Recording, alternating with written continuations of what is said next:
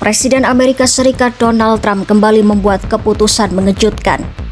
Pada Kamis 30 Oktober 2025, ia mengumumkan di platform Truth Social bahwa Amerika Serikat akan memulai kembali uji coba senjata nuklir untuk pertama kalinya dalam lebih dari 3 dekade. Trump mengatakan, keputusan ini diambil karena negara lain seperti China dan Rusia juga terus mengembangkan senjata nuklirnya. Langkah ini sontak memunculkan pertanyaan besar. Apakah dunia akan kembali memasuki perlombaan senjata baru seperti masa Perang Dingin dulu? Trump mengeklaim bahwa China sedang membangun persediaan nuklirnya dengan cepat. Menurut data dari Institut Penelitian Perdamaian Internasional Stockholm, China kini memiliki sekitar 410 hulu ledak nuklir, meningkat dari 350 tahun sebelumnya. Namun Amerika Serikat sendiri masih jauh lebih unggul dengan lebih dari 3.700 hulu ledak aktif. Sedangkan Rusia bahkan lebih banyak lagi, mencapai 5.400 hulu ledak. Artinya, klaim bahwa China bisa menyaingi kekuatan nuklir AS dalam 5 tahun masih dipertanyakan.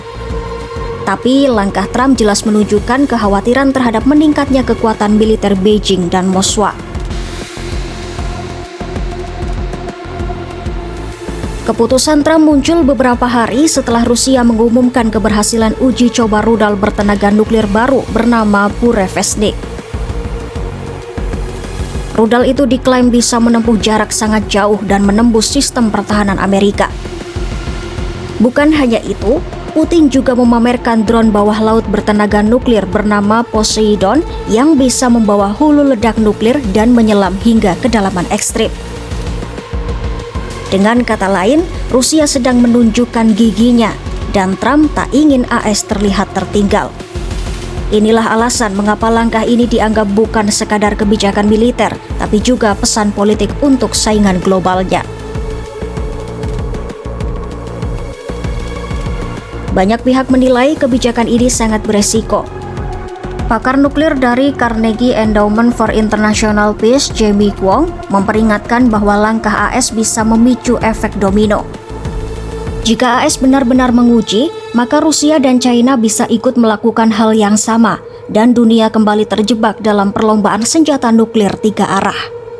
Sementara itu, China menyerukan agar AS menghormati perjanjian larangan uji coba nuklir komprehensif yang memang telah ditandatangani meski belum diratifikasi oleh kedua negara. Artinya, secara hukum AS tidak melanggar perjanjian internasional, tapi secara moral, langkah ini dianggap menantang semangat perdamaian global.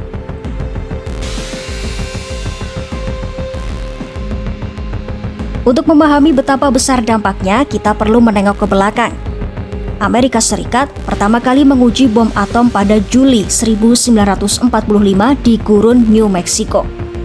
Tak lama kemudian, menjatuhkan bom di Hiroshima dan Nagasaki yang menewaskan ratusan ribu orang.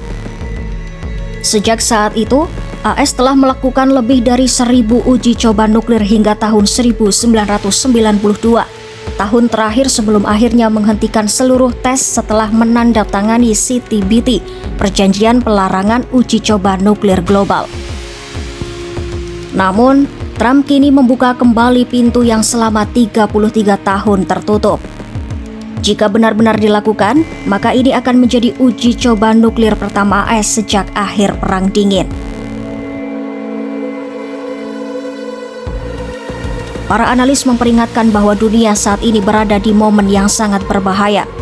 Perang di Ukraina, ketegangan di Taiwan, hingga konflik antara Israel dan Iran, semuanya melibatkan negara-negara dengan kemampuan nuklir atau ambisi memilikinya.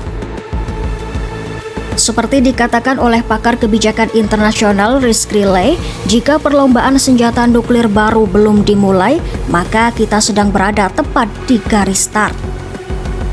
Selain resiko politik, uji coba nuklir juga berpotensi mencemari lingkungan dan air tanah, bahkan jika dilakukan di bawah tanah. Artinya, bukan hanya ancaman perang yang meningkat, tapi juga resiko terhadap keselamatan manusia dan alam. Langkah Trump jelas merupakan pesan keras bahwa AS siap mempertahankan dominasinya dengan segala cara. Namun di lain sisi, dunia kini dihadapkan pada ketakutan lama yang dulu sempat reda, yaitu bayang-bayang perang nuklir.